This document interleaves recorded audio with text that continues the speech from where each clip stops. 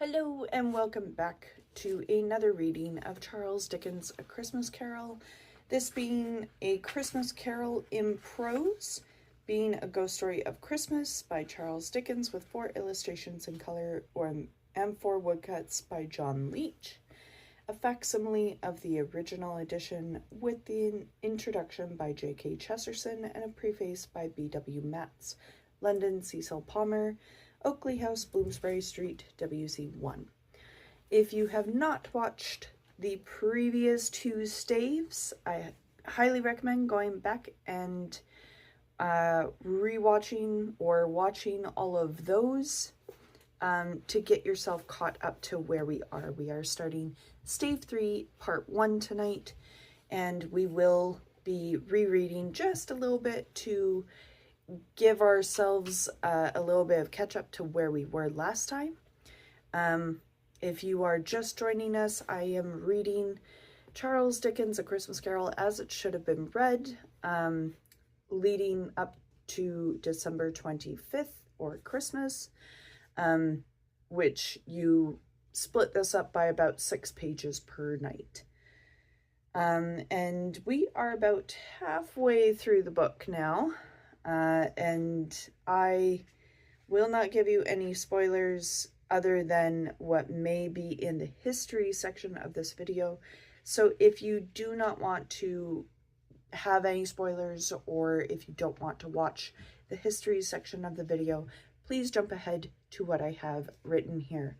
All references for the history portion of the video are in the description box below.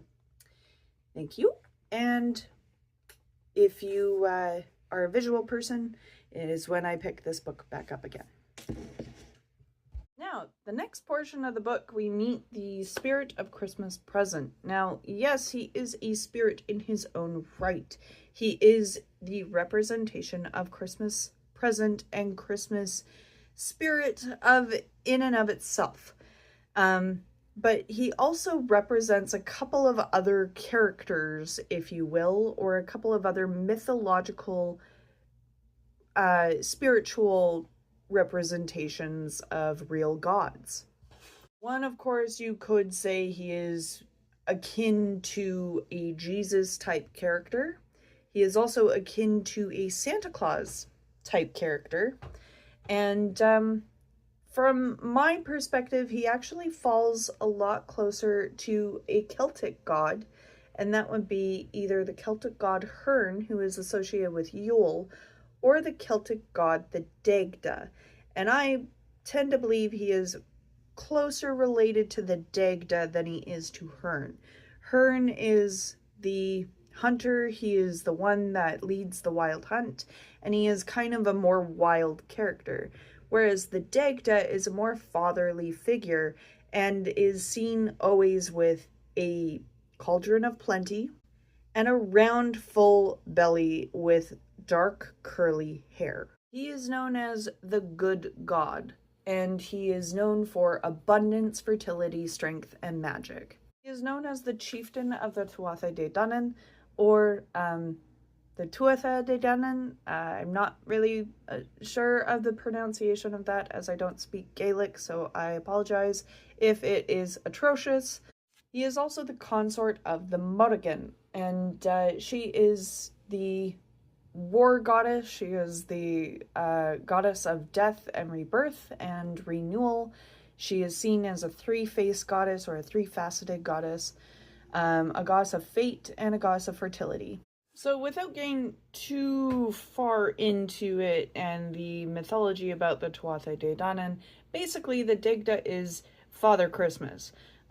He is seen with a club that symbolizes life and death. He's seen with a cauldron that never goes empty to represent nourishment and to represent all of the other things that will heal someone. Anyone who eats from this cauldron is said to never go hungry. He also has a harp that he plays constantly throughout the year because it constantly changes the seasons that flow throughout the year. So it is possible for him to literally change summer to winter with his harp. There are two other representations in Celtic mythology that are very much in tune with the Yule season or the Yuletide season and the Christmas spirit, and that is the Holly King and the Oak King, which always fight at Yule or the winter solstice, the Holly King being the dark part of the year and the Oak King being the light part of the year. And thus the Holly King will bend to the Oak King's will once they fight at Yule, and then the Oak King overtakes the year again and brings summer with him. Now, the Holly King in this aspect gets more and more coarse as the year wanes and as it goes on, and he gets more and more rough and more angry and bitter about everything that the humans do, which is why he is able to fight the Oak King. But the Oak King, being young and basically born anew at Yule, is the triumphant return of summer and all things good and warm and inviting in the world. Oh, how does this tie into Charles Dickens and A Christmas Carol? Well, the Victorian period was filled with mythology, and the Victorians themselves knew of these older traditions, these older pagan traditions, and actually did uphold them in everyday merrymaking, especially at the Yuletide season, and especially when the darker part of the year was happening. Mostly because people were very superstitious. They thought, these creatures were real, that fairies were going to come and turn your bread and make your harvest terrible and all these other sorts of things. Not so much in the Victorian period, lean into the Edwardian period, of course, but certainly from tales of old in the Neolithic and medieval periods, and Tudor England, which wasn't too far away from the Victorians. I mean, we think of the Victorians now as being ancient, yet the Tudor period to them was what the Victorian period is to us now. So being a man that is very scholarly in his approach and wanting to make his stories more relatable, he would have definitely catered his stories to what people were reading at the time, as well as what knowledge they had in their bases of history. So he would have drawn aspects from these historical records and these historical documents to draw and make those characters more believable and more realistic for his story, even though despite it was a ghost story at Christmas. But without any further ado, let's read more about the Ghost of Christmas Present, and you can make your own assumption on if you believe that my opinions of him are correct or not. All right, and we have picked the book back up again, and we are ready to start Stave 3. But first, we're going to go back and reread a little bit of the previous chapter. He was conscious of being exhausted and overcome by an irresistible drowsiness, and further, of being in his own bedroom. He gave the cap a parting squeeze in which his hand relaxed, and had barely time to reel to bed before he sank into a heavy sleep. Stave 3, the second of the three spirits. Awaking in the middle of a prodigiously tough snore, and sitting up in bed to get his thoughts together, Scrooge had no occasion to be told that the bell was again upon the stroke of 1. He felt that he was restored to consciousness in the right nick of time, for the especial purpose of holding a conference with the second messenger dispatched to him through Jacob Marley's intervention. But finding that he turned uncomfortably cold when he began to wonder which of his curtains this new spectre would draw back, he put them every one aside with his own hands, and lying down again, established a sharp lookout all around the bed, for he wished to challenge the spirit on the moment of its appearance, and did not wish to be taken by surprise and made nervous. Gentlemen of the free and easy sort, who plumed themselves on being acquainted with a move or two, and being usually equal to the time of day, express the wide range of their capacity for adventure by observing that they are good for anything from pitch and toss to manslaughter, between which, opposite extremes no doubt, there lies a tolerably wide and comprehensive range of subjects. Without venturing for Scrooge quite as hardily as this, I don't mind calling on you to believe that he was ready for a good broad field of strange appearances, and nothing between a baby and a rhinoceros would have astonished him very much. Now, being prepared for almost anything, he was not by any means prepared for nothing, and consequently, when the bell struck 1 and no shape appeared, he was taken with a violent fit of trembling. 5 minutes, 10 minutes, a quarter of an hour went by, yet nothing came.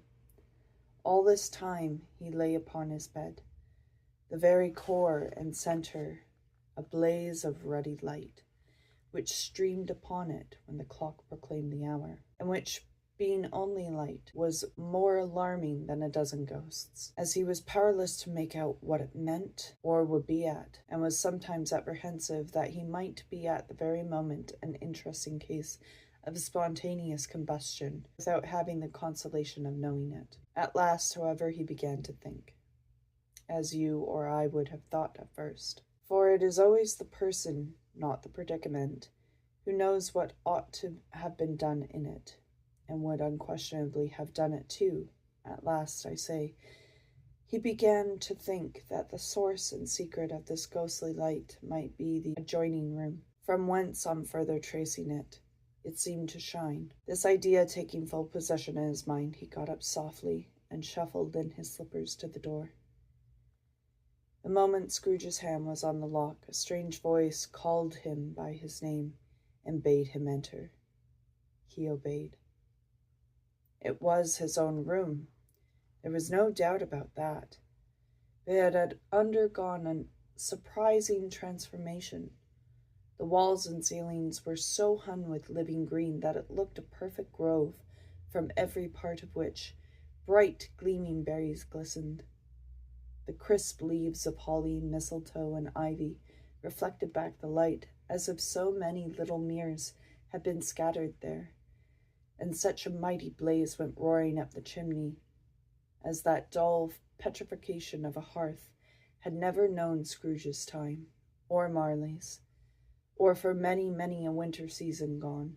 Heaped up upon the floor to form a kind of throne were turkeys, geese, game, poultry, brawn, great joints of meat, suckling pigs, long wreaths of sausages, mince pies, plum puddings, barrels of oysters, red-hot chestnuts, cherry-cheeked apples, juicy oranges, luscious pears, immense 12th cakes, and seething bowls of punch that made the chamber dim with their delicious steam. In easy state upon this couch there was a jolly giant, glorious to see, who bore a glowing torch, in a shape not unlike Plenty's horn, and it held it up, high up, to shed its light on Scrooge, as he came peeping round the door. "Come in!" exclaimed the ghost. "Come in, and know me better, man!" Scrooge entered timely, and hung its head before this spirit. He was not the dog Scrooge he had been, and though its eyes were clear and kind, he did not like to meet them. "I am the ghost of Christmas present," said the spirit. "Look upon me." Scrooge reverently did so. It was clothed in one simple deep green robe, or mantle, bordered with white fur. This garment hung so loosely on the figure that its capricious breast was bare, as if disdaining to be warded or concealed by any artifice. Its feet, observable beneath the ample folds of the garment, were also bare, and on its head it wore no other covering than a holly wreath set there and there with shining icicles. Its dark brown curls were long and free as its genial face, its sparkling eye, its open hand, its cheery voice, its unconstrained demeanor, and its joyful air. Girdled round its middle was an antique scabbard, but no sword was in it, and the ancient sheath was eaten up with rust. And here's the picture of the spirit and Scrooge. Scrooge is here on the side, and the giant spirit is here.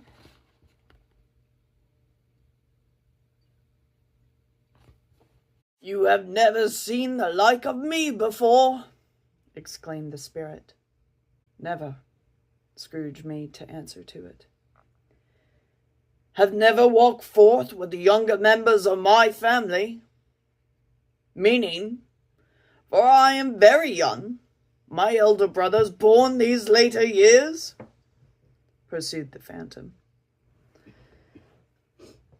"I don't think I have," said Scrooge. "I'm afraid I have not. Have you had many brothers, spirit?" "More than 1,800, said the ghost. "A tremendous family to provide for," muttered Scrooge. The ghost of Christmas present rose. "Spirit," Scrooge said submissively, "conduct me where you will. I went forth last night on compulsion, and I learnt a lesson which is working now. Tonight, if you have aught to teach me, let me profit by it." "Touch my robe." Scrooge did as he was told and held it fast.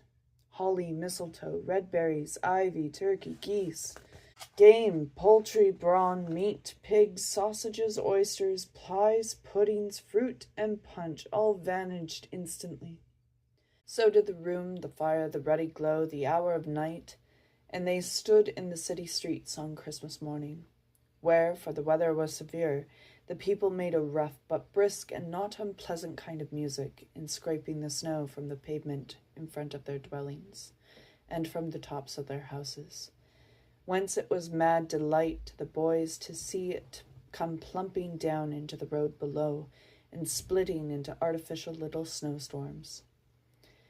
The house fronts looked black enough, and the windows blacker, contrasting with the smooth white sheet of snow upon the roofs, and with the dirtier snow upon the ground, which last deposit had been ploughed up in deep furrows by the heavy wheels of carts of wagons, furrows that crossed and recrossed each other hundreds of times, where there were great sheets branched off and made intricate channels hard to trace in thick yellow mud and icy water. The sky was gloomy, and the short streets were choked up with dingy mist, half-thawed, half-frozen, whose heavier particles descended in a shower of sooty atoms, as if all the chimneys in Great Britain had, by one consent, caught fire, and were blazing away to their dear hearts' content. There was nothing very cheerful in the climate or the town, and yet there was an air of cheerfulness abroad the clearest summer air and the brightest summer sun might have endeavored to diffuse in vain.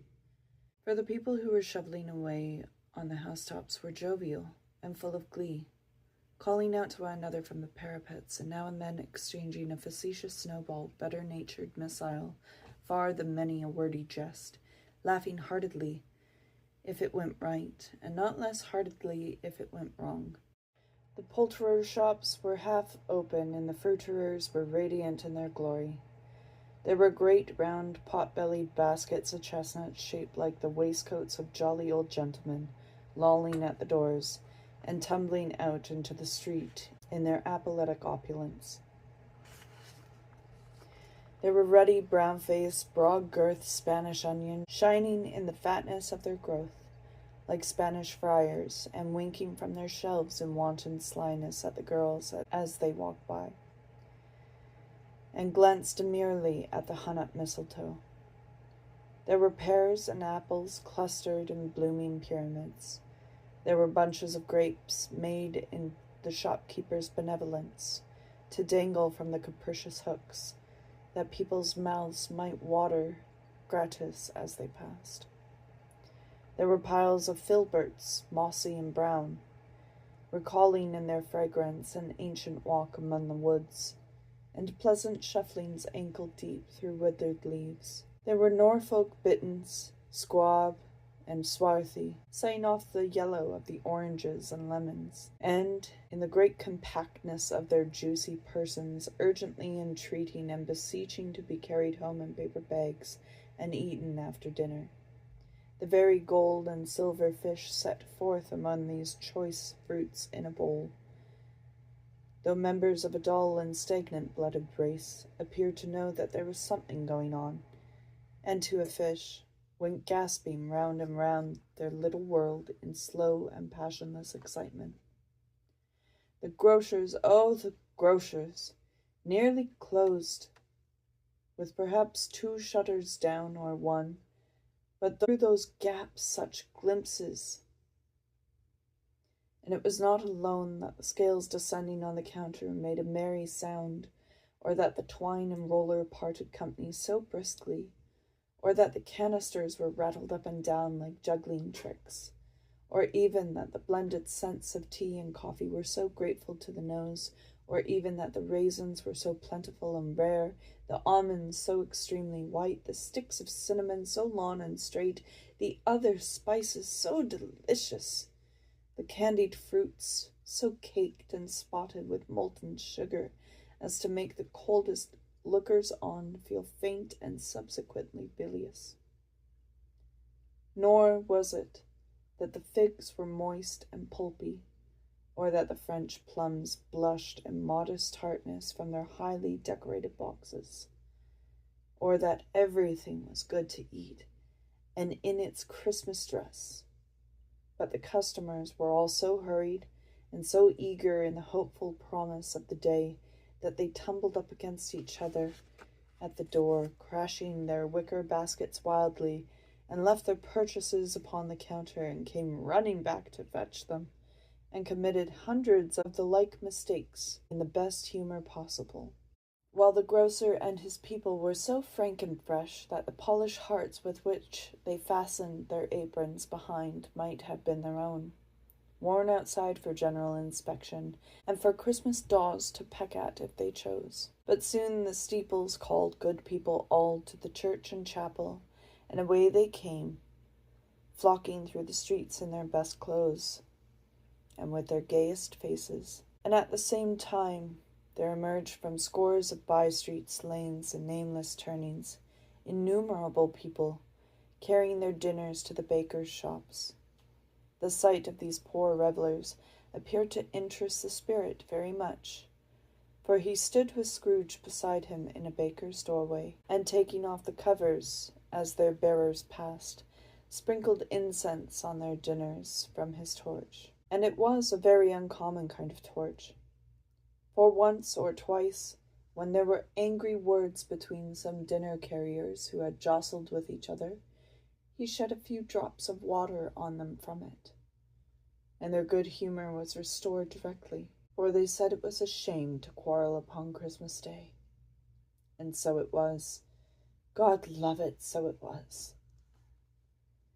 In time the bells ceased, and the bakers were shut up, and yet there were genial shadowing forth from all these dinners, and the progress of their cooking in the thawed blotch of wet above each baker's oven, where the pavement smoked as if the stones were cooking too. "Is there a particular flavour in which you sprinkle from your torch?"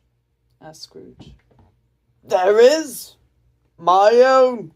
"Would it apply to any kind of dinner on this day?" asked Scrooge. "To any kindly given. To a poor one, most." "Why to a poor one most?" asked Scrooge. "Because it needs it most." "Spirit," said Scrooge after a moment's thought, "I wonder you, of all the beings in the many worlds about us, should desire to cramp these people's opportunities of innocent enjoyment?" "Aye," cried the spirit.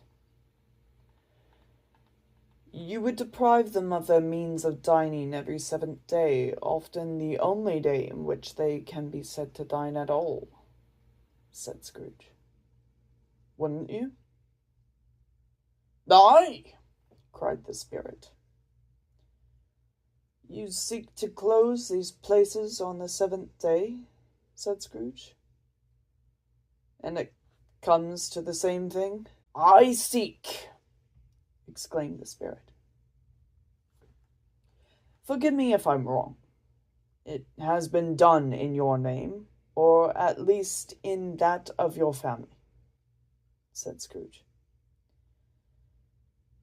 "There are some upon this earth of yours," returned the spirit, "who lay claim to know us, and who do their deeds of passion, pride, ill will, hatred, envy, bigotry, and selfishness in our name, who are as strange to us and our kith and kin as if they had never lived. Remember that, and charge their doings on themselves, not us."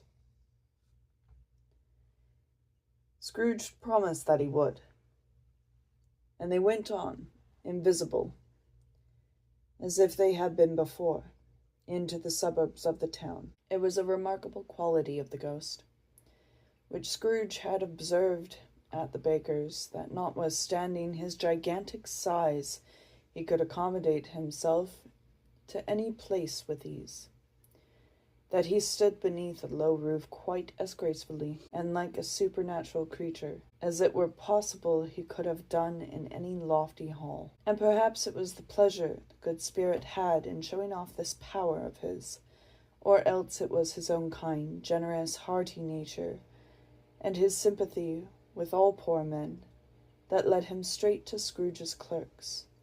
For there he went, and took Scrooge with him, holding to his robe.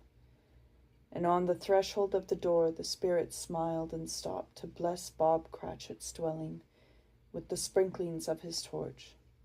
Think of that! Bob had but 15 bob a week himself. He pocketed on Saturdays but 15 copies of his Christian name, and yet the ghost of Christmas present blessed his 4-roomed house. And that is where we stop for tonight. Thank you, and stay tuned for tomorrow night when we enter Bob Cratchit's home. Good night.